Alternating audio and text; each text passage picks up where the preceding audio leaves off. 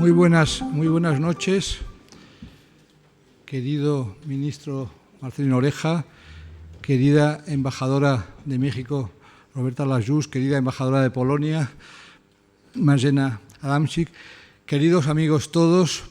Es un día espléndido para nosotros el que tengamos la suerte de poder escuchar a Marcelino Oreja contar en directo el reencuentro España-México en este folleto que algunos de vosotros habéis podido recoger en la sala, 28 de marzo de 1977, hace 40 años.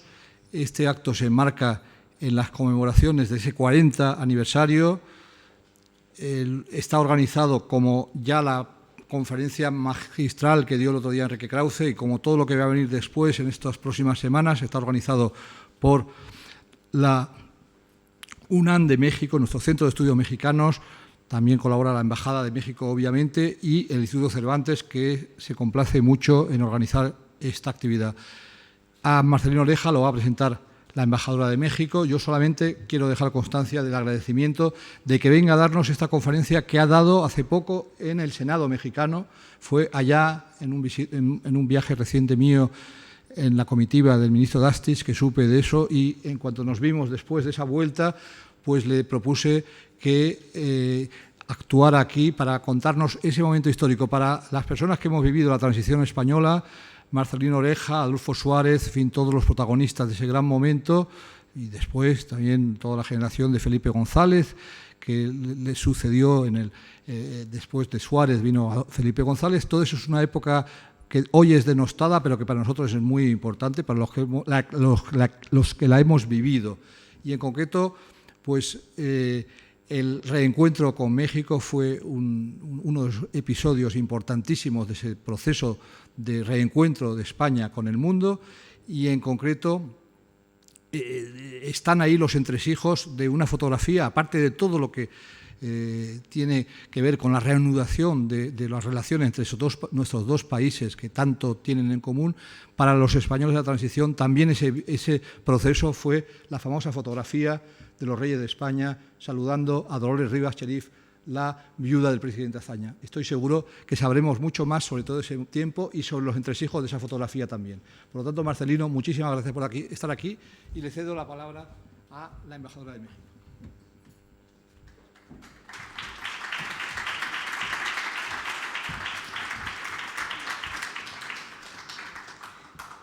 Muy buenas noches. Muchísimas gracias al Instituto Cervantes y a su director, Juan Manuel Bonet, por este ciclo de conferencias en relación a México y a la celebración el aniversario de los 40 años de relaciones diplomáticas. Me ha pedido el director del Instituto Cervantes que presente a Marcelino Oreja, pero realmente no tengo nada que hacer aquí. Marcelino Oreja no necesita presentación. Es un español conocido de todo el mundo y yo no necesito abundar aquí en su enorme trayectoria como diputado, como senador, como canciller de España, como eurodiputado, como secretario del Consejo de Europa. Yo lo que quisiera muy brevemente es rendir un homenaje de un evento que tuvo lugar hace 40 años, que fue el establecimiento de relaciones diplomáticas, y por lo cual México tiene un agradecimiento y una deuda con Marcelino Oreja.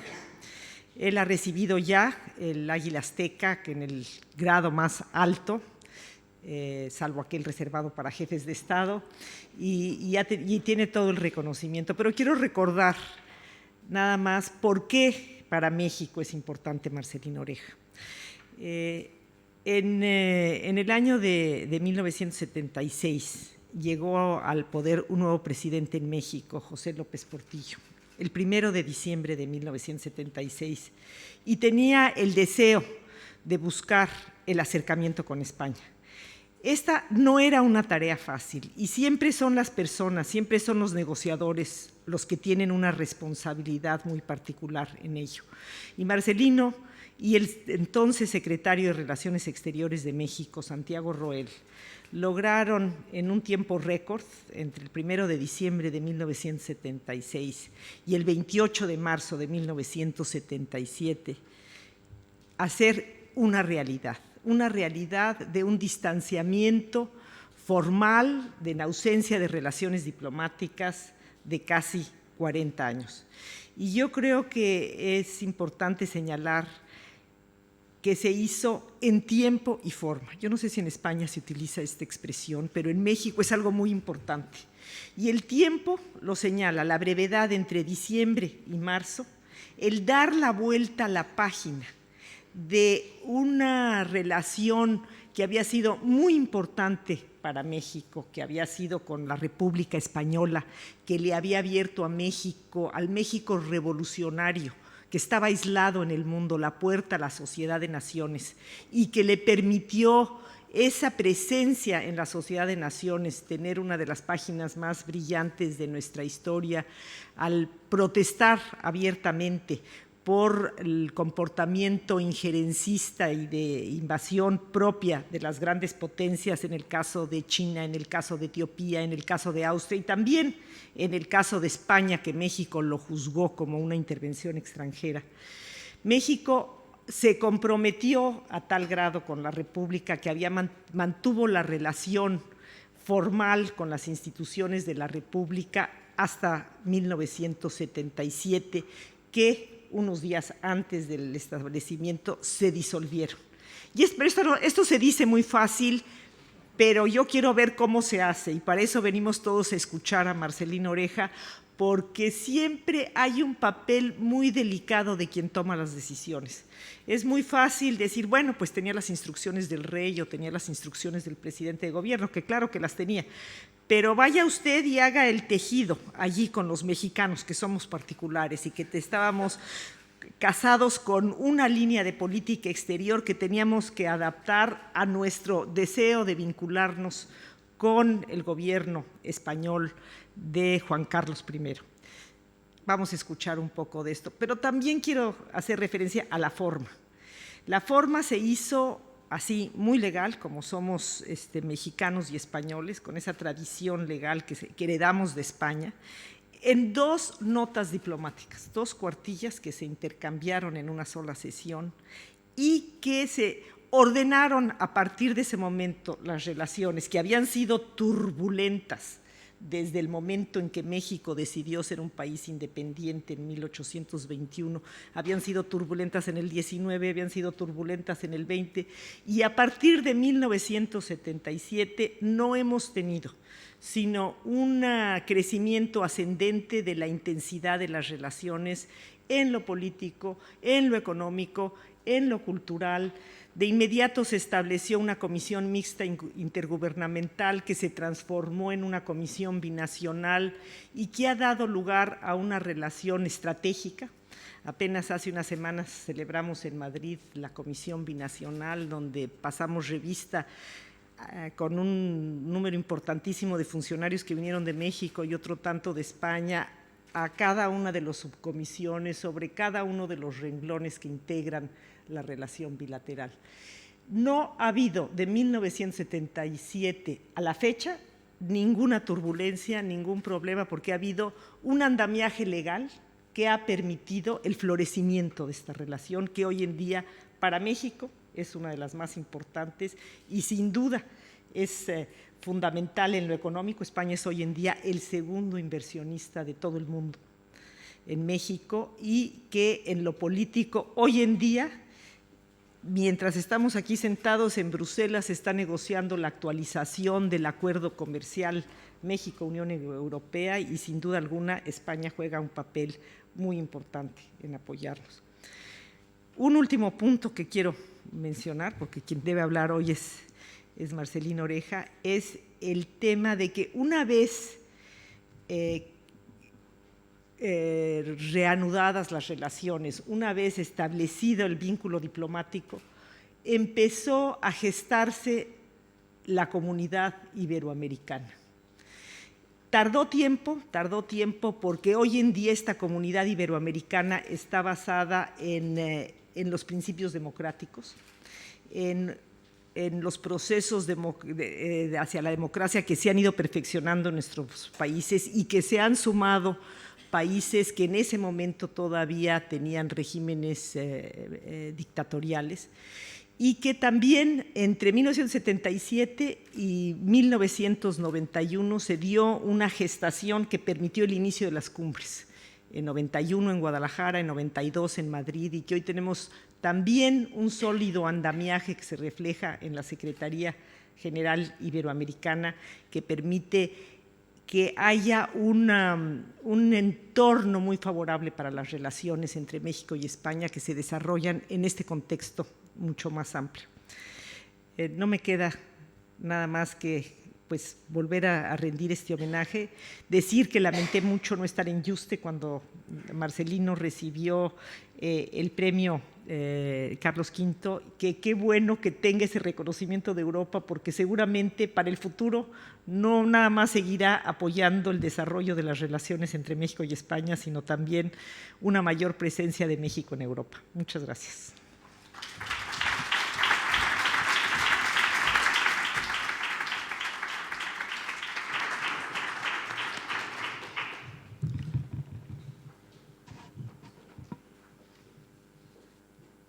Señor director del Instituto Cervantes, señora embajadora de México, señor embajador de Polonia, señor embajador, señoras y señores, la verdad es que después de las cosas que ha dicho la embajadora señora Lajoux, yo creo que me debía de marchar, porque van a decepcionarse muchísimo después de las cariñosísimas palabras que ha pronunciado.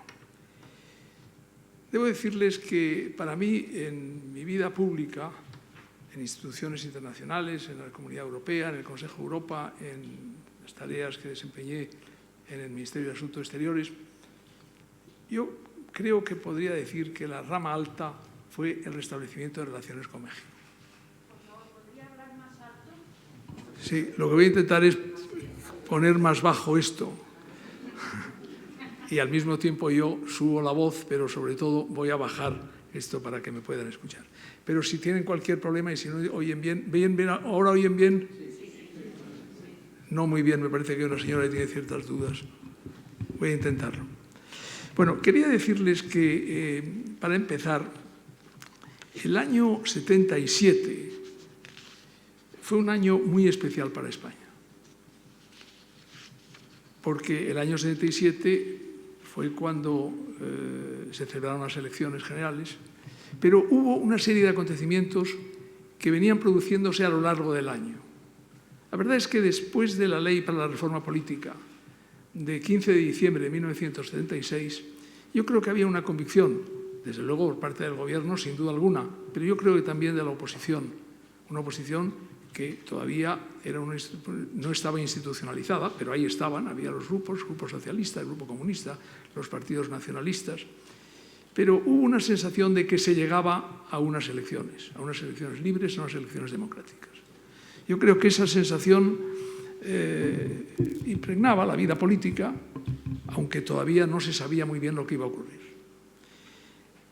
En el orden internacional, realmente se adoptaron una serie de medidas a lo largo de ese año 77, antes del 15 de junio, que yo creo que merece la pena mencionar, porque fue un momento en el que se restablecieron relaciones diplomáticas, imagínense, con 19 países.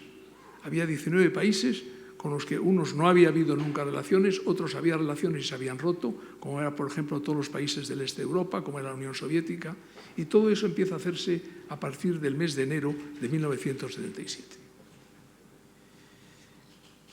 Y realmente luego llegaré al momento de explicar cómo se restablecen las relaciones con México, porque era una necesidad. Y era una necesidad sentida por los españoles y por los mexicanos, y por consiguiente los gobiernos tienen que recoger el sentir de sus pueblos. Y esa es la razón por la cual pudo hacerse. Y evidentemente las circunstancias ayudan, y yo celebro mucho que se haya mencionado al entonces secretario de Relaciones Exteriores y también al presidente de la República de México, porque fueron personas que ayudaron mucho para que esto fuera posible. Y quiero también mencionar a una persona que es el rey de España, don Juan Carlos, que tuvo un interés muy grande en el restablecimiento de relaciones, pero muy especialmente en las de México. Yo en aquel momento despachaba frecuentemente, porque era tal el trabajo que tenía el presidente del Gobierno con los problemas de política interior, que yo tenía un margen amplio para los temas de política exterior que despachaba directamente con el rey y luego informaba al presidente del Gobierno. Recuerdo que me lo dijo desde el primer día y me dijo también, no me puenteéis, pero realmente era un momento en el cual era una situación muy especial y irrepetible. Voy a intentar, por consiguiente, hacer un recorrido de lo que fueron aquel reencuentro de España y México. Y voy a hacer, primero, retrotraerme al año 1931, que fue cuando España propuso que México fuese invitado a adherirse al Pacto de la Sociedad de Naciones, en el que ingresó el 9 de septiembre de 1931. Durante la Guerra Civil Española, el delegado de México ante la Sociedad de Naciones era un personaje importante, Isidro Fabela, que hizo múltiples intervenciones en favor del Gobierno de la República. Y la posición de México giró en torno a unas cuantas ideas centrales. Para ellos, para el Gobierno, la consideración era de que se trataba de una rebelión militar que buscaba derrocar a un régimen legítimo y democráticamente elegido. Y por ello consideraba que debía hacerse una clara distinción entre los gobiernos agredidos, a los que se debe proporcionar todo apoyo material y moral, y los grupos agresores, a los que resulta indebido facilitar elementos destinados a continuar y volver más sangrienta la lucha. Cita literal. A juicio del gobierno mexicano, España era víctima de una agresión exterior de Alemania e Italia a favor de los rebeldes, y consideraron que era improcedente aplicar al caso de España el principio de neutralidad o no intervención. En palabras del representante de México en la sede de Naciones Unidas, la no intervención, y cito textualmente, en el caso actual es una ayuda indirecta y no por eso menos efectiva a favor de los rebeldes. Transcurrieron unos años, termina la Guerra Civil en 1939 y la Segunda Guerra Mundial en 1945, y al organizarse las Naciones Unidas en la Conferencia de San Francisco, hubo una propuesta de la delegación mexicana de condena al régimen del general Franco y, en consecuencia, la negativa a admitir a España como miembro de la organización. Se aprobó por aclamación. El 17 de agosto de 1945, los republicanos españoles en el exilio se reunieron en México, en el Salón de Cabildos del antiguo Palacio del Ayuntamiento, que calificaron como territorio español. Y allí constituyeron unas Cortes, eligieron como presidente de la República en el exilio a Diego Martínez Barrio, que encargó formar gobierno a don José Giral. El 28 de agosto de 1945, Fernando de los Ríos, designado por el gobierno republicano ministro de Asuntos Exteriores, comunicó a su homólogo mexicano, Manuel Tello, la composición del nuevo gobierno de la República en el exilio, iniciándose así una nueva etapa en las relaciones diplomáticas entre los dos gobiernos, que se prolongaría durante 32 años. Y llegamos así a febrero de 1946, en el que las instituciones republicanas se trasladan de México a París. A partir de entonces, las relaciones entre México y el gobierno de la República Española en el exilio se limitaron más bien a contactos meramente formales. Por ejemplo, la celebración de los aniversarios de la República y otros actos puntuales, como el homenaje que se hizo a Lázaro Cárdenas. Las expectativas del gobierno republicano en el exilio se vieron frustradas muy pronto al terminar el aislamiento internacional al régimen político español.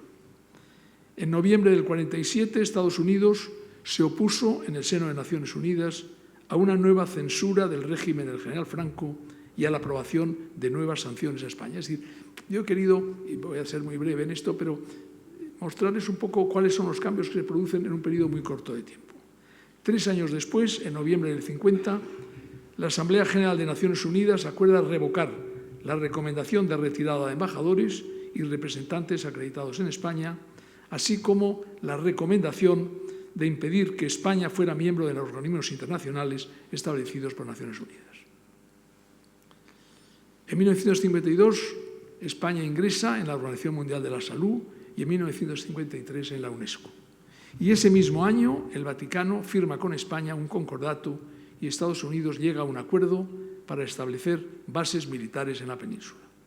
En diciembre de 1955, España ingresa en Naciones Unidas. De alguna forma termina un aislamiento de España.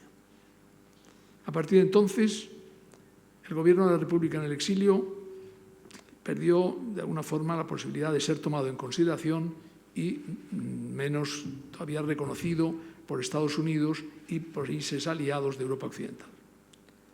Entre el 45 y el 75, México, aunque rehusó sistemáticamente el reconocimiento del gobierno español, sin embargo, suavizó su postura de facto y no solo aceptó, sino que se fomentaron los intercambios económicos, comerciales, culturales y artísticos, pero muy lejos del restablecimiento de relaciones diplomáticas. En agosto de 1947 se firmó un acuerdo entre el Instituto Español de Moneda Extranjera y el Banco Comercial de México. Y pronto empezaron a producirse visitas de personalidades españolas, de turistas y de hombres de negocios. Y en esta coyuntura, el gobierno español decidió enviar a México, con carácter estable, pero no oficial, a 2 diplomáticos españoles, José Gallostra y el joven secretario de Embajada, Alfonso de la Serna. El 16 de abril llegaron ambos a México con tarjeta turística de Aerovías Guest.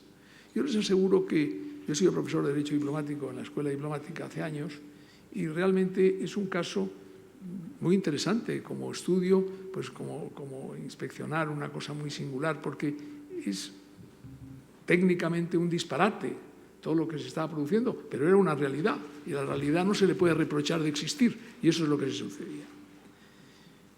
Y se inicia así una etapa de una curiosa bicefalia diplomática. En México funcionaban, de hecho, 2 representaciones. La de la República, que era la oficial, que era reconocida por las autoridades mexicanas, y paralelamente la oficiosa del Gobierno de Madrid, que era desconocida oficialmente, pero tolerada por las autoridades mexicanas. Hace falta mucha imaginación para esto, pero México tiene mucha imaginación y España pues intentaba, porque le convenía también llegar a aquella solución. El hecho que dio notoriedad a la muerte de Gallostra fue, desgraciadamente, la forma como falleció, pero por razones ajenas completamente a cualquier motivación política. A partir de entonces, México intentó regular de alguna forma la situación de los diplomáticos españoles y se les concedía, ya ven ustedes que es un paso más, un permiso de estancia como residentes rentistas. Y se oficializó así, oficialmente, valga la expresión, la bicefalia diplomática que duró 26 años.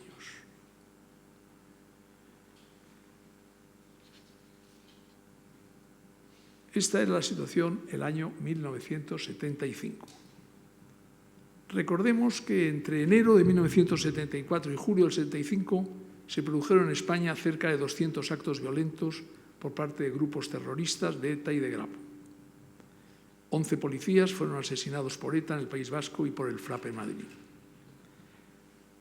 Para combatir la ola de terrorismo, el gobierno de Arias Navarro, con Franco en la jefatura del Estado, ya en el final de su etapa, promulgó el 26 de agosto de 1975 un decreto ley estableciendo la pena capital a quienes produjeran la muerte de agentes de la autoridad, miembros de las Fuerzas Armadas y de Seguridad del Estado y demás funcionarios públicos.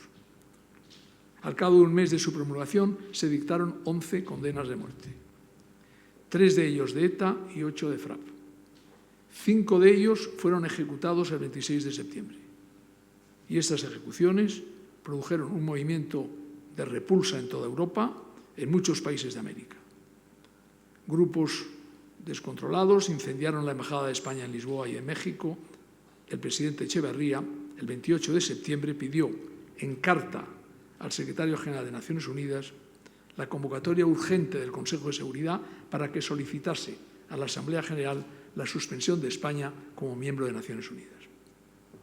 Y México adoptó una serie de medidas.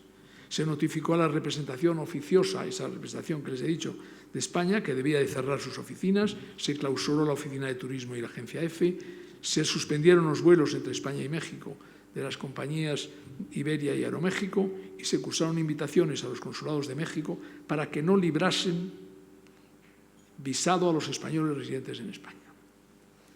Por su parte, las autoridades españolas clausuraron la Oficina de Representación Oficiosa de México, se interrumpieron las actividades de la Oficina del Banco Nacional del Comercio Exterior en México y se clausuró la Oficina de Turismo. Ya ven ustedes, por consiguiente, los distintos caminos que hubo de llegar hasta donde alcanzaremos pronto a 1977.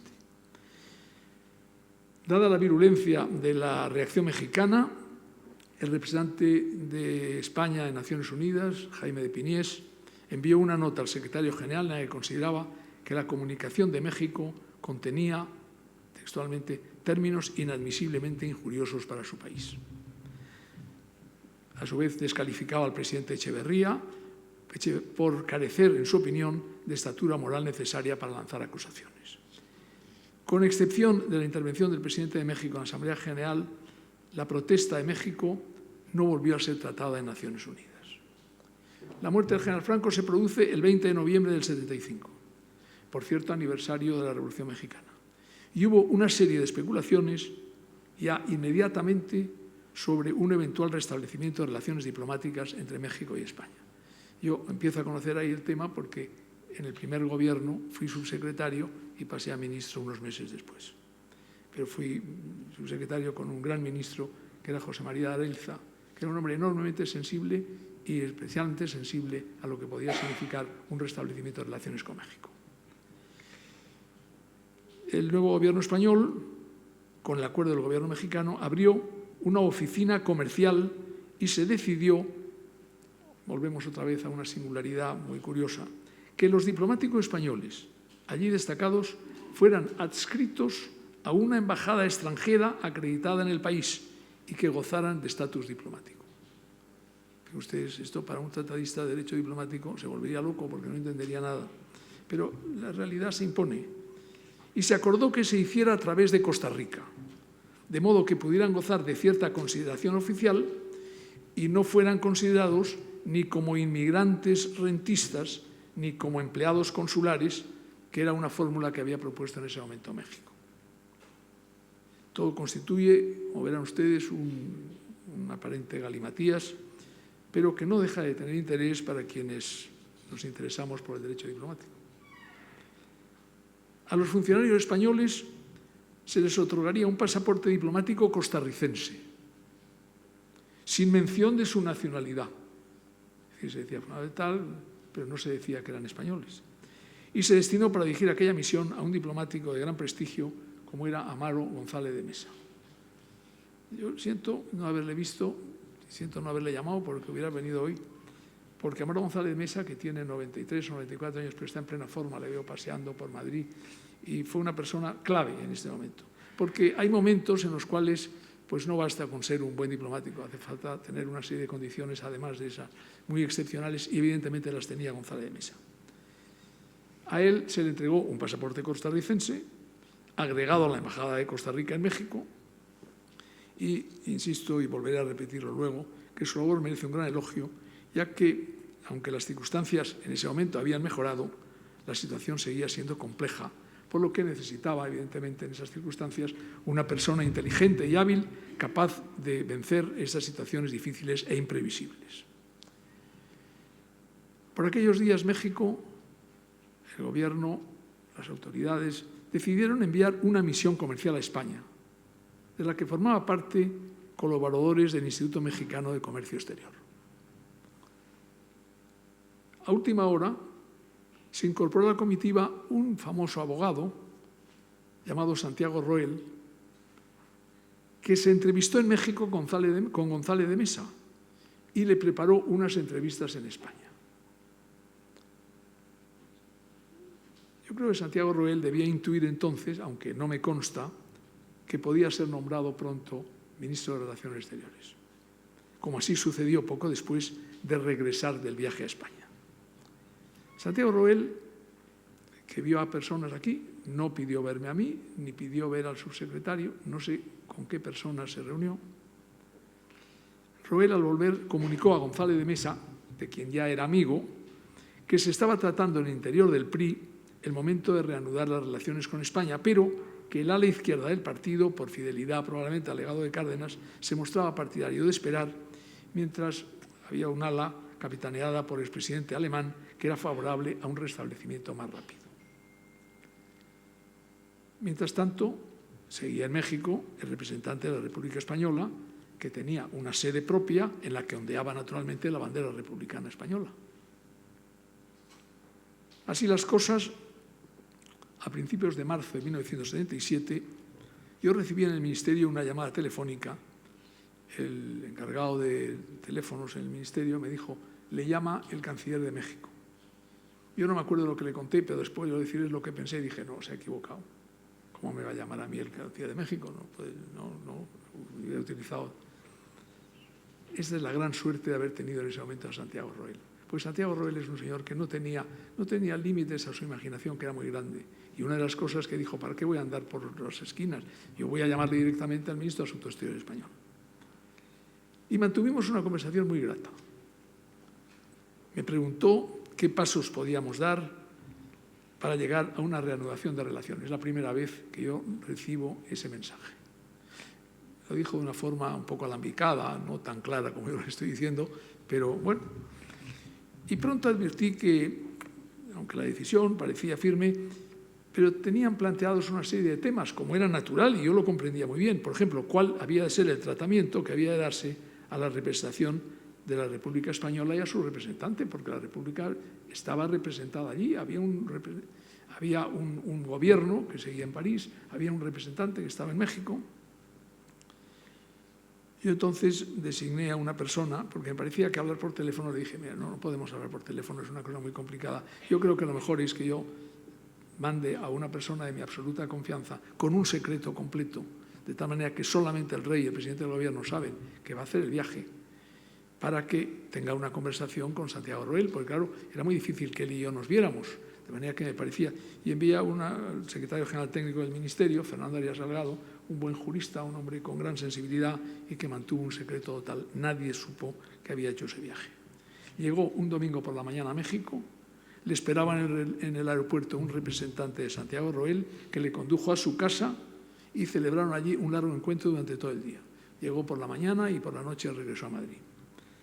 Yo le había insistido mucho en la necesidad de que se debiera ver qué camino había para un restablecimiento de relaciones, aunque yo comprendía la dificultad que tenía México, y por consiguiente yo creo que siempre en estos casos, yo creo que un negociador debe colocarse siempre en el lado de la otra parte, porque es la única manera de llegar a algún acuerdo, saber cuáles son las dificultades, cuáles son los problemas, y yo me intentaba poner en la posición del gobierno mexicano y del canciller Roel. El encuentro que tuvo Fernando de Salgado con el canciller fue muy positivo, y 2 días después volvió a llamarme. Roel me llamaba cada 2 días. Ya sabía, había una hora, que era una hora buena para México, y aquí a la tarde tal, me llamaba, y ya me acostumbraba siempre, si no me llamaba, me sorprendía de que no me llamase, porque realmente era gratísimo. Y por eso yo quiero hacer un homenaje a Santiago Roel, porque sin él, el gobierno decidía las cosas, pero el instrumento que era Santiago Roel ayudó muchísimo. Y Santiago Roel, que ya digo, era un hombre muy sincero, me mostró una gran inquietud, ya que evidentemente cualquier problema y cualquier traspié podía afectarle seriamente, porque él era sin duda un importante defensor de la iniciativa. Evidentemente detrás estaba el presidente de la República. Si el presidente de la República no le hubiera dado luz verde, él no lo hubiera podido hacer. Pero no solamente basta que tenga luz verde, hay que ver la manera de hacerlo. Eran momentos, además, de gran inquietud en España. Todos ustedes son muy jóvenes, de manera que no se acordarán de aquella época, pero los que somos viejos nos acordamos muy bien. Y en aquel momento hay que tener en cuenta lo que eran las actuaciones de ETA, que habían multiplicado los asesinatos. Yo les diré que yo era diputado por Guipúzcoa, de manera que imagínese usted que el País Vasco era uno de los países, una de las regiones de España donde había una incandescencia mayor. Y además se había producido precisamente en esos días. Yo creo que una de las llamadas fue por la muerte por grupos de extrema derecha de los abogados laboralistas en Atocha. Y eso evidentemente fue una noticia que dio la vuelta al mundo y evidentemente llegó inmediatamente a México. Yo, sin embargo, le intenté tranquilizar a Santiago Roel y le dije que la decisión del rey y del gobierno era firme, que contábamos con el respaldo de una mayoría de españoles y que íbamos a seguir adelante en el proceso democrático. Por fin se produjo un suceso de gran relevancia. El 17 de marzo, por la tarde, en vuelo regular de Air France, llegaron a México desde París el presidente de la República en el exilio, José Maldonado, y el jefe del gobierno, Fernando Valera. Y les recibió en el aeropuerto el subsecretario mexicano de Gobernación, Rodolfo Echeverría. Al día siguiente se anunció una rueda de prensa en Los Pinos, en la residencia del presidente de la República. Hubo una gran expectación al comunicar que iba a haber esa rueda de prensa con aquellos protagonistas. Acudieron más de 100 periodistas internacionales y extranjeros y el acto solo duró 4 minutos, en presencia del presidente López Portillo, flanqueado por Maldonado, Valera, Roel y el secretario del Gobierno, Reyes Heroles. Maldonado leyó 2 cuartillas y concluyó diciendo: el presidente López Portillo y yo hemos convenido cancelar las relaciones diplomáticas que manteníamos ambos gobiernos. Las instituciones de la República proseguirán como hasta ahora. Ven ustedes, por consiguiente, que hay un anuncio de ruptura de relaciones, pero un mantenimiento de la República. La República seguía viva. La República tenía su sede en ese momento en París y, por consiguiente, seguía existiendo la República en el exilio. Por consiguiente, no hubo, como se rumoreaba entonces, una disolución del gobierno republicano en el exilio. La reseña del acto, como es natural, fue recogida muy ampliamente por todos los medios de comunicación. Es curioso, yo vi la prensa de aquellos días mexicana y vi cómo los republicanos españoles en México, en gran medida, y esto es importante mencionarlo, aprobaron la decisión. Lo que haga el gobierno mexicano está bien hecho, dijo Acción Democrática Republicana Española. Los comunistas apoyaron la decisión, pero expresando al mismo tiempo que se legalizara el Partido Comunista de España, que no estaba legalizado y que no sabían si se iba a legalizar ni cuándo se iba a legalizar. Pero no tardó mucho en realizarse, pero ya les digo que la fecha no estaba aún fijada. Al día siguiente de la declaración, Maldonado, en una entrevista al diario Cambio 16, dijo lo siguiente, y cito: al cancelar nuestras relaciones con el Gobierno de México, hemos querido evitar toda fricción, especialmente después de haber agradecido en numerosas ocasiones el apoyo que México brindó al Gobierno republicano español y singularmente por haber permitido que los españoles exiliados tengan viva la antorcha de la esperanza. El 19 de marzo, el presidente López Portillo declaró que no puede decir aún la fecha para la reanudación de relaciones porque había de fijarse bilateralmente. Algunos partidarios del anterior presidente de México, Lázaro Cárdenas, así como el canciller García Téllez, lamentaron que no se esperase a la celebración de elecciones en España. Unos días después volvió a llamarme Santiago Roel para decirme que viajaba a París y que tenía todo preparado para que, si yo podía, celebrásemos un encuentro el día 28 de marzo. Pero, al mismo tiempo, recuerdo muy bien aquella conversación, me dijo que estaba inquieto por la situación en España porque le llegaban, a través de los medios de información, noticias de una inmediata legalización del Partido Comunista, temiendo que ello podía provocar reacciones de la extrema derecha. Es decir, él estaba con todas las antenas puestas y le decían una noticia: no, se va a realizar tal medida, se va a tomar tal, la legalización del Partido Comunista. ¿Qué reacción va a haber? La derecha va... Bueno, yo le tranquilicé añadiéndole que México me parecía que no podía perder esa oportunidad de tomar esa iniciativa y finalmente confirmamos nuestro encuentro en París.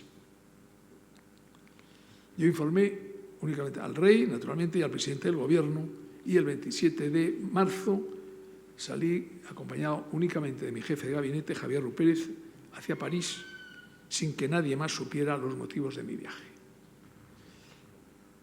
Comuniqué naturalmente al embajador de España que iba, pero no le dije a qué iba. Mejor dicho, Sí le dije que iba a una reunión de la OCDE. Bueno, es un pretexto que siempre sirve, porque siempre se va a la OCDE, no se sabe muy bien a qué, pero vamos, se va. Y quedó sorprendido. Yo creo que debió de pensar alguna cosa rara, pero en fin, no quiero. El 28 de marzo, yo dormí en la embajada, en un hotel, y acudimos temprano al Hotel Jorge V, donde estaba Santiago Roel con su mujer, y yo le pedí a Rupérez que para el caso de que llegásemos a un acuerdo, que viera el lugar donde podíamos firmar el establecimiento de relaciones.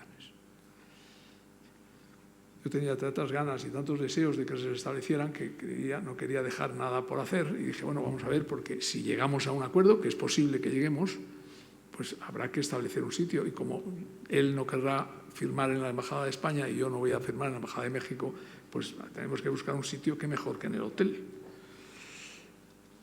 Mientras tanto, me pidió Roel que fuera a su suite, una suite preciosa en el Hotel Jorge V, y tuvimos una conversación que dio de durar cerca de 3 horas, muy larga. Dimos un repaso completo a todo. Hablamos del establecimiento de relaciones y de otras cosas, de la situación en España.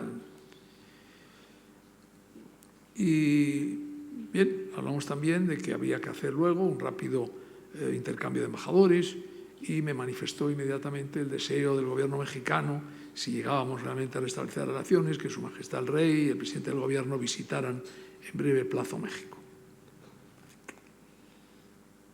Recuerdo que en un momento de la conversación, cuando ya habíamos terminado prácticamente, me dijo, bueno, pero yo no tengo credenciales, no voy a poder firmar. Y dije, no, tranquilízate, pues ya nos tuteábamos, dije, tranquilízate, porque los ministros no necesitamos credenciales, no necesitamos embajadores, pero los ministros no necesitamos credenciales, de manera que podemos, tú haces un papel, yo hago otro papel, nos intercambiamos, y es una cosa que lo hacemos en un momento. Roel me invitó a comer en su suite, con su mujer, vimos los 3, pero antes habíamos tomado, yo creo, el primer plato, y entonces le dije, mira, yo creo que lo mejor es, porque ya hemos hablado de dónde vamos a establecer estas relaciones, yo creo que lo mejor es que vayamos a una habitación, a una sala que está preparada, que la van a preparar, y si te parece bien lo hacemos ahí, o si no buscamos algún otro sitio. Y efectivamente fuimos a ver aquella sala, bien decorada, con los elementos necesarios para la firma. Y acordamos que tendríamos en secreto hasta el momento de realizar el acto, al que asistirían 2 fotógrafos y los miembros de las respectivas delegaciones. Los miembros de delegaciones, ya había pedido que el director general de Hispanoamérica, Salvador Bermúdez de Castro, viniera esa mañana a París, y estábamos, pues, Javier Rupérez, mi jefe de gabinete, el director general y yo, y había un colaborador de Santiago Roel. Redactamos un comunicado conjunto, que era muy sencillo, y lo aprobamos inmediatamente, y todo parecía resuelto, pero después de... Esa es una historia que algunos de los que están aquí conocen, que al visitar Roel la sala donde íbamos a establecer relaciones, noté que Roel se me venía abajo. Los espíritus eufóricos, como era Roel, que era un hombre abierto, yo me imagino que la embajadora conoció a Santiago Roel, era un hombre extraordinariamente simpático. Yo me hice muy amigo luego de él, ya desde ese momento. Y claro, a los eufóricos, pues cuando se vienen abajo, pues el contraste es mayor. Y le dije, pero Santiago, ¿qué pasa? ¿Qué ha ocurrido? ¿Había alguna cosa que te he podido decir que ha sido inconveniente? Me dijo, no. En esa sala no se puede firmar. Yo le dije, ¿pero por qué? ¿Sabes cómo se llama la sala? Le dije, pues se llama la sala del emperador. Y no podemos. La sala del emperador no podemos. Ni tú puedes por Napoleón I, ni yo por Napoleón III. De manera que tenemos que... Le dije, mira, eso es un tema que tiene una solución muy fácil. Y le dije a Javier Rupérez, le dije, mira, pon un paño en donde pone la sala del emperador, tal, que aparezca eso fuera de la circulación, y entonces ya vamos y efectivamente así lo hicimos. Firmamos así el acuerdo, que representaba realmente para mí yo les aseguro que creo que es uno de los momentos de mayor alegría, satisfacción y emoción que yo he tenido en mi larga vida diplomática. Yo creo que fue un momento en el que realmente, porque hay veces que se hacen las cosas que otro ha empezado, otros, pero ahí había habido una participación muy directa. Y ya digo que el valor principal se lo atribuyo a mi amigo Santiago. Y sobre todo eso significaba que se abría una vía, una perspectiva alentadora para las relaciones entre los dos países. Acordamos inmediatamente que las notas constituyeran el acuerdo oficial entre nuestros dos estados y quiero decir también que yo pregunté quién era el embajador de México en París. Y el embajador de México en París era una persona que yo no conocía personalmente, pero le conocía por el efecto evangélico de sus obras, porque había leído muchos sus libros, que era Carlos Fuentes. Y que considero a Carlos Fuentes como, y creo que ustedes están de acuerdo, como uno de los grandes maestros de la prosa castellana, autor, entre otros, del libro Cervantes, la crítica de la lectura, en cuyo prólogo, con cierto aire premonitorio, se extiende detenidamente en la significación histórica, cultural y política de las relaciones entre ambos países. Y dice así, y cito textualmente: hoy, de nuevo, la historia de España se acerca a presentar en tumulto sus boletos de entrada ante la puerta estrecha del caso. Y termina diciendo: nuestra relación con España es como nuestra relación con nosotros mismos, conflictiva. Y de parejo signo es la relación de España con España, irresuelta, enmascarada, a menudo maniquea, sol y sombra como en un ruedo ibérico. La medida del odio es la medida del amor. Una palabra lo dice todo: pasión. Transmití inmediatamente la buena nueva de la firma al rey y al presidente del gobierno. La noticia tuvo un gran eco. Tuvo un gran eco no solo en la prensa española y mexicana, sino también en la europea, ya que era el final de una anomalía de muchos años. El canciller Roel pronunció una preciosa frase que ya anoté en mi agenda. Tengo la mala costumbre de tener siempre una agenda en la cual apunto algo que me impresiona y recuerdo la frase que anoté. Decía: ahora esperamos nosotros conquistar a España. La realidad es que poníamos término a un largo encantamiento que nos mantuvo teóricamente alejados para encontrarnos no solo en la diplomacia, sino encontrarnos, yo diría, mucho más lejos, en una auténtica fraternidad de pueblos nacidos del tronco común de dos continentes y dos razas. Después del acto formal de restablecimiento de relaciones, había que proceder a la entrega del edificio de la que hasta entonces había sido representación de la República Española en la capital mexicana. Ya les he dicho que allí había una representación formal de la República y por consiguiente tenían su local, tenían su casa, tenía la bandera, y para ello acudieron dos representantes del Ministerio, el director general de Servicio Exterior, Puigdemont Vilacasa, y el director de Iberoamérica, Bermúdez de Castro, para que junto a nuestro representante, Amaro González de Mesa, estuvieran presentes y pudieran comprobar el estado en que se hallaba el edificio que nos iban a entregar y para que hicieran una primera exploración con vistas, naturalmente, a la compra o a la adquisición de una residencia para el embajador. Respecto a lo primero, comprobamos más tarde que el edificio estaba en un estado lamentable porque, claro, la República en el exilio no tenía medios para sostener aquello y, por consiguiente, estaba en una situación pues, lamentable. De hecho, no habían recibido un céntimo para su conservación. Pero lo más importante era que había que trasladar a la mayor brevedad posible el archivo en el que se conservaban documentos que tenían un gran valor, documentos de valor para la historia y para la historia de las relaciones con México desde el año 39, desde 1839. Y el presidente de la República, que era una persona realmente sensata y con buen sentido, que era Martínez Feducci,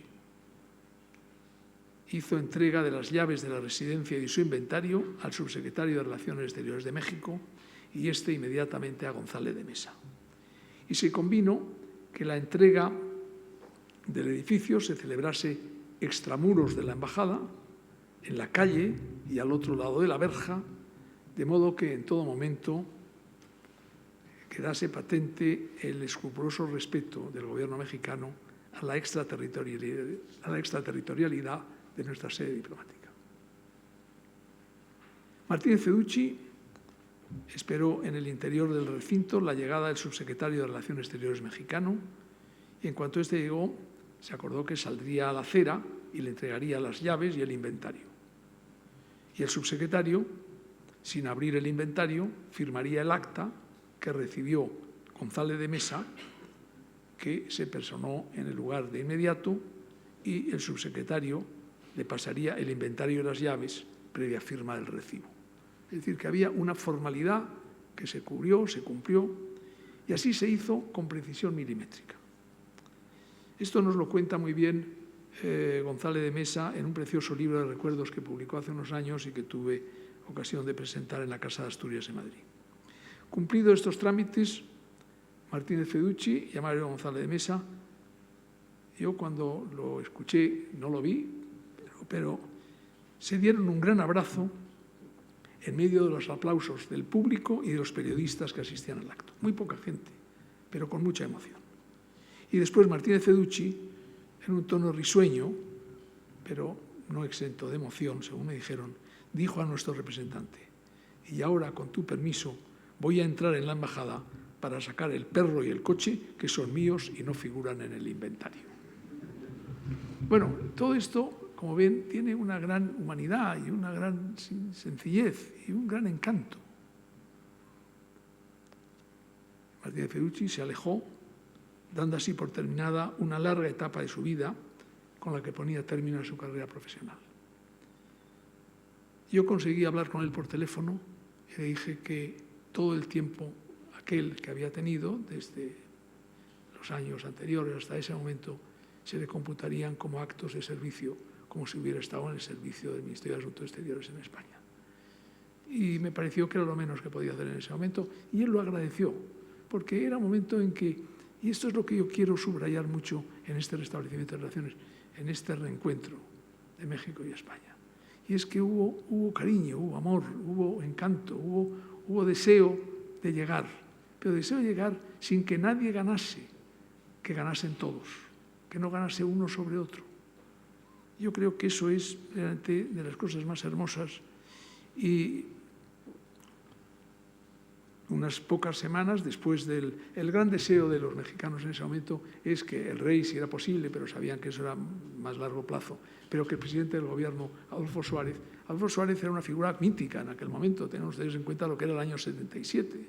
El año 77 era un momento de entusiasmo y tenía una popularidad enorme, y 3 semanas después del restablecimiento de relaciones, el presidente del gobierno, Adolfo Suárez, tomó una decisión que antes he mencionado, pero que ahora recuerdo otra vez, que es la legalización del Partido Comunista. Las primeras elecciones iban a celebrarse en junio, y la medida, que evidentemente no fue bien recibida por una parte de la sociedad, pero garantizaba que se celebraría en un clima de pluralismo real. Suárez tuvo el acierto y el coraje de sortear las presiones que tuvo y de incorporar a la lucha electoral a una fuerza que muchos veían como heredera de la guerra civil, pero era absolutamente indispensable la legalización del Partido Comunista. Santiago Carrillo, entonces secretario general, había mostrado su disposición a aceptar las reglas de juego de la nueva monarquía. Ven ustedes, este es otro de los síntomas de aquel momento. Es decir, todo aquel recuerdo de la guerra civil quedó de repente borrado. Y había un deseo por parte de todos de llegar a ese encuentro. Y el impecable comportamiento de cuantos salieron a la calle en febrero para protestar, como he dicho antes, de la matanza de los abogados laboralistas, terminó de convencer que no se podía privar del ejercicio del voto a un sector tan importante de la sociedad como eran los representantes del Partido Comunista. La situación económica, evidentemente, en España era difícil. Seguían las actuaciones terroristas que sacudían al país con frecuencia, y por fin el 26 de abril del 77, antes de transcurrir un mes del restablecimiento de relaciones diplomáticas, acompañé al presidente del Gobierno, Adolfo Suárez, a su visita oficial a México, que fue una visita magnífica. En los discursos de los dos presidentes, López Portillo y Suárez destacaron el deseo compartido de apelar a los respectivos pueblos, español y mexicano, para justificar la idea del restablecimiento de relaciones. Yo he recorrido ahora todos aquellos discursos y realmente me ha reconfortado mucho lo que dijeron unos y otros. Adolfo Suárez puso de manifiesto que, como responsable del Gobierno, no hacía más que recoger el sentimiento de los españoles que a lo largo de los años habían expresado su particular afecto por el pueblo mexicano, acogiendo con entusiasmo cuantas manifestaciones llegaban de su genio artístico y cultural. Y a su vez, López Portillo declaró, y cito, «Nunca estuvimos, no hemos estado ni estaremos lejos de España, metida como está en nuestra sangre y en nuestra historia». En la Plaza de las Tres Culturas, uno de los símbolos de mestizaje que caracteriza a México, el presidente López Portillo, en el brindis de bienvenida al presidente español, hizo hincapié, y cito, en la importancia del encuentro una vez que había quedado resuelta la historia, planteado el porvenir y enfrente el destino. Yo, al escuchar esas palabras, me pregunté qué quería decir el presidente mexicano al acuñar la expresión resuelta la historia, precisamente en el primer acto oficial entre ambos mandatarios. Y como señala Carlos Sola, a quien he tenido ocasión de conocer en su libro Llaves del Pensamiento, no hay que olvidar, dice, que durante 40 años, especialmente desde que salió a escena con el exilio lo que denomina la España peregrina, las relaciones entre España y México, con sus fobias y sus filias, había discurrido por un complejo y a su vez extraño triángulo. Sus tres vértices eran, el primero, representado por el régimen en vigor en España y los españoles que allí permanecieron. El segundo, por una república con un supuesto gobierno que llegó a fijar por unos meses su sede en la Ciudad de México. Y por último, un país que mantuvo sus compromisos con la causa republicana, negándose a reconocer el resultado de la guerra civil y el régimen vigente en España. Con esos tres vértices, el resultado era, de alguna forma, paradójico. Además de México, estaba por un lado el llamado gobierno en el exilio, sin territorio y sin población, y todo esto había complicado la restauración de relaciones. Las relaciones que México no aceptaba restablecer mientras estuviera al frente del Estado el general Franco, y acogieron a la causa republicana española a pesar de que solo 2.500 exiliados, según la prensa local, quedaban en el país. Para el gobierno mexicano, el nuevo escenario exigía un cambio en la jefatura del Estado. Había llegado así, de alguna forma, con esos acontecimientos que estábamos viviendo, la superación de las dos Españas. Y en palabras de Adolfo Suárez, el principal eje conceptual no era otro que el vínculo que nos une a un pasado histórico, dijo Suárez, a un patrimonio cultural y espiritual común, vínculo que genera nuestra afinidad fraternal y motiva nuestras preferencias. El presidente del gobierno español representaba en México una España que, como dijo él mismo, aborda los viejos temas, los de siempre, con un espíritu renovado, plenamente convencido de que las sucesivas coyunturas históricas exigen nuevos planteamientos y nuevas actitudes. ¿El compromiso cuál era? El compromiso era echar cenizas sobre las brasas, sepultar el pasado, si se quiere, habida cuenta de que la memoria no debía ser, bajo ningún concepto, obstáculo para la edificación de las relaciones presentes y futuras. Las demandas solo debían venir del futuro y coincidiendo con ese reencuentro de López Portillo y Suárez en México, un diario madrileño se hacía eco de ese sentir en un artículo titulado «Los planteamientos económicos de un viaje». Y dice así: la estructura de las relaciones económicas entre España y México denuncian escasa actividad. La guerra civil, el franquismo, el exilio han quedado atrás, más aún para aquella España nueva que reclamaba un sitio propio en el albero de la democracia. Que nunca más, en palabras de López Portillo, un conflicto, una diferencia, nos obligue a que por culto a la lealtad rompamos la normalidad.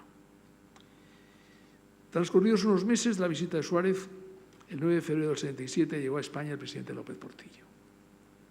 Era la primera vez que un presidente de Estados Unidos mexicanos visitaba España en viaje oficial. En la cena que le ofrecieron los reyes en el Palacio Real, yo recuerdo perfectamente, porque a mí, como era un tema que me interesaba y me sentía tan cerca, cuidaba mucho de las palabras, de los gestos. El rey de España puso de relieve la importancia del reencuentro de nuestros dos países y evocó el último momento estelar de nuestro pasado vivido en común al comienzo del siglo XIX, que tuvo como escenario la ciudad de Cádiz. Allí, dijo el rey, nacieron unos ideales que a uno y otro lado del Atlántico han constituido el germen de una deseada convivencia. Y a continuación el rey expresó, y esto quiero subrayarlo especialmente porque me parece que merece la pena. Voy a ir terminando porque estoy demasiado largo, me parece. Pero sí quiero decir, el rey expresó, y no fue la única vez, es probablemente la primera, pero le escuché varias veces, el agradecimiento por la hospitalidad mexicana a los exiliados españoles. Y dijo textualmente: el doloroso éxodo intelectual que las circunstancias de posguerra originaron dio lugar a un nuevo y especial capítulo de la obra de España en América. La acogida que allí se les brindó, y entre todos, la excepcional que México les dispensó, es causa de permanente agradecimiento y fuente de esperanza en futuras colaboraciones en todos los órdenes. Yo creo que son unas bellísimas palabras del rey que merecieron un discurso por parte de López Portillo que descansó sobre un aspecto esencial cuando de México y América Latina en general se habla de mestizaje.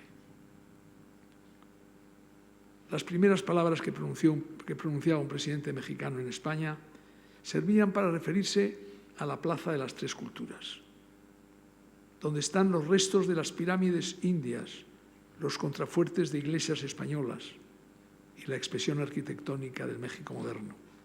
Una plaza que guarda una gigantesca inscripción donde se lee lo siguiente: el 13 de agosto de 1521, heroicamente defendido por Cuauhtémoc, cayó Tlatelolco en poder de Hernán Cortés. No fue triunfo ni derrota, fue el doloroso nacimiento del pueblo mestizo que es el México de hoy.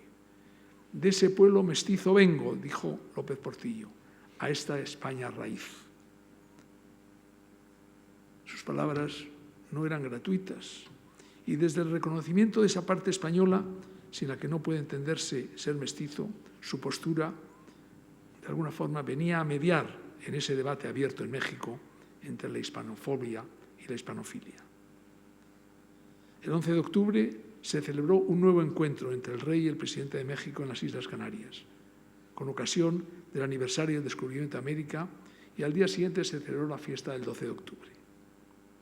Y en ese acto el rey puso de manifiesto los valores culturales que nos vinculan y diferencian, e invitó a las academias y las universidades a cuidar nuestra lengua, y bueno es decirlo en el instituto en el que estamos, a enaltecerla y hacer que por su propia limpieza, profundidad, belleza y eficacia sea no solo el modo de expresión de nuestro pueblo, sino uno de los grandes vehículos de manifestación espiritual del mundo. Un nuevo encuentro se produjo en noviembre del 78 con ocasión del viaje de los Reyes a México. Y recuerdo con emoción la acogida que se les dispensó en el hermoso Parque del Mestizaje el día de su inauguración. Fue allí donde el rey al recibir las llaves de la ciudad, hizo la apología de una capital que ha sabido ser azteca, virreinal, mestiza y cosmopolita con admirada plenitud y grandeza. Y ese mismo día, en el heroico Colegio Militar de México, el rey entregó en depósito una bandera de España. Y por la noche, en la cena ofrecida en su honor por el presidente mexicano, se refirió a la necesidad de crear juntos, mexicanos y españoles, una realidad nueva capaz de expresar el sentido trascendente de nuestros pueblos de justicia, libertad y dignidad. Y ya termino con un recuerdo de algo que me satisface mucho mencionar. Al despachar con el rey el viaje a México, y recuerdo perfectamente el momento, el instante en que se produjo, el rey me dijo: ¿la viuda de Azaña no vive en México? ¿La viuda del presidente Azaña? Y dije, pues creo que sí, pero bueno, voy a enterarme. Llamé y me dijeron que sí, que vivía en México. Y me dijo el rey, yo quiero ir a verla. Yo voy a ir a su casa a saludarla en cuanto llegue a México. Se lo dije al embajador, que hablase con la viuda de Azaña, que era coronel de Palma, y es admirable la contestación de la viuda de Azaña. La viuda de Azaña dijo que ella no podía permitir que el jefe del Estado español fuese a verle a ella. Ella iría a verle a él a la Embajada de España. Esa fotografía en que se ve, no sé si alguno de ustedes la recuerdan, esa fotografía que se ve al rey de España que está volcado sobre un sillón donde hay una señora pequeñita, escondida casi, con sonrisa grande, le está dando las manos al rey con emoción. Para mí es una imagen que la tengo muy grabada. Y termino con esto, esta intervención, diciéndoles que creo que el pragmatismo con el que se han enderezado las relaciones hispano-mexicanas es algo más que suficiente para mirar hacia adelante con determinación, sin tibieza ni dudas. España y México, desde entonces, vuelven a caminar juntos por la senda del entendimiento con el ánimo de fortalecer sus relaciones. Para mí es muy grato este recuerdo y les agradezco mucho su paciencia, porque he sido quizá demasiado largo, pero quería contarles estas experiencias personales que para mí me emocionaron mucho y para mí constituyen una de las etapas más felices y más emocionantes de mi vida diplomática. Muchas gracias.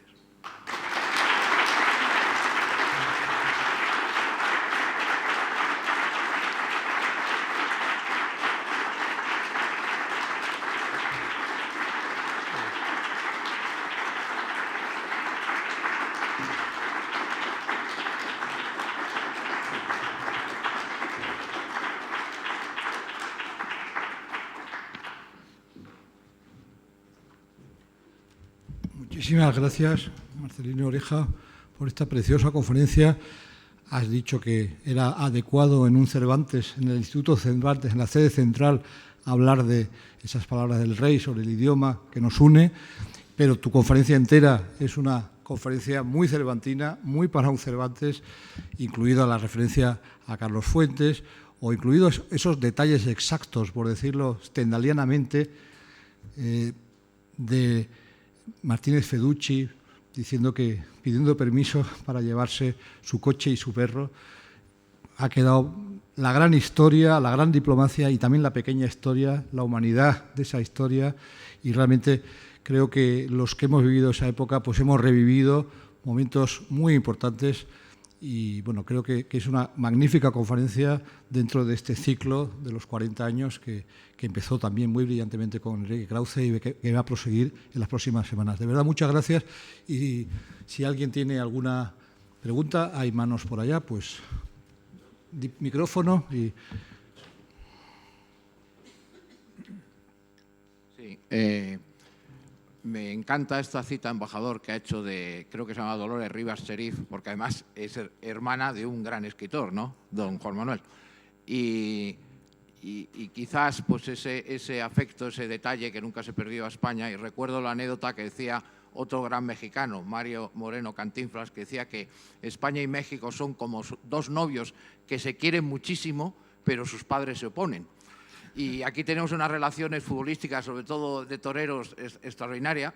Y cuando yo estoy en Alemania, muchos jóvenes mexicanos me preguntan, ¿sigue siendo México el hijo predilecto de España? Digo, me temo que ahora por el fútbol el hijo predilecto es Argentina, pero en fin, andando el tiempo volverá a ser México. Yo creo que ahora por la economía, y yo soy familiar de Rico Abello, ministro republicano, asesinado por los propios republicanos, pero toda su familia ha hecho una gran fortuna en México, yo creo que ahora también es México de nuevo casi quizás el hijo predilecto de España. De manera que lo que ustedes hicieron tiene un gran mérito y muchos españoles y mexicanos les admiramos. Muchas gracias.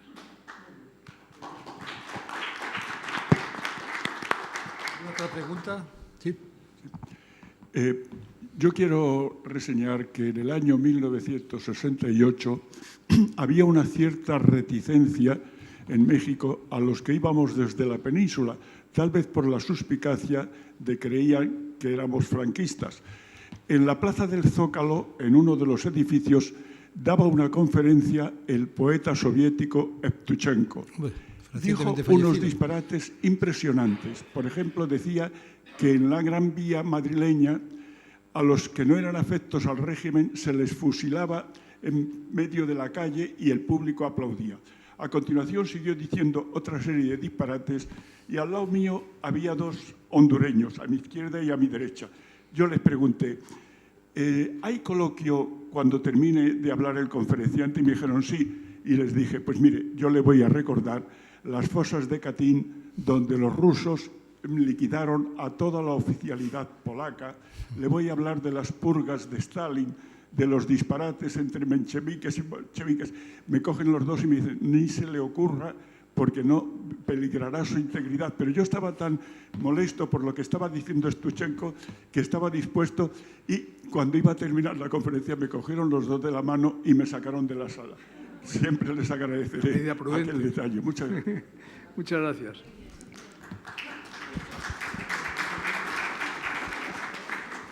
¿Alguna otra pregunta? Bien, pues si no hay más preguntas, muchísimas gracias, ministro. Muchas gracias.